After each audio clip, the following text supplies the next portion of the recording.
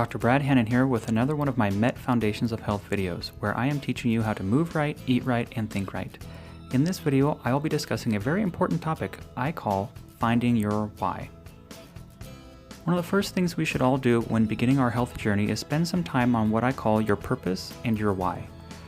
Why do you want to get and stay healthy? Answer the following questions to help guide you. What is your purpose on this earth? Why should you invest your resources, time, and money into your health? What in your life is having a negative effect or holding you back on your health and needs to be eliminated?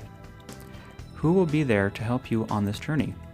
How can you create successful strategies to create these changes you know you need to make? What are your priorities? What activities or things are taking priority over your health?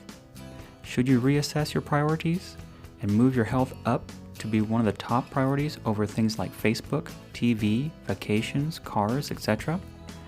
When is a good time to start? Having a powerful why will be like a rudder for your life choices, steering you in the right direction. I would encourage you to think both short and long term. As an example, say someone is a married person with children and a short-term why would be, I want to be healthy so I can be there to spend quality time with my family, helping them with sports and homework, participating in life with them, not being on the sidelines of life due to illness or causing financial stress on my family due to lifestyle-induced illnesses. A long-term why would be something like, I want to walk my children down the aisle when they get married. I want to participate in the lives of my grandchildren. I want to reduce my risk of preventable chronic lifestyle diseases like diabetes.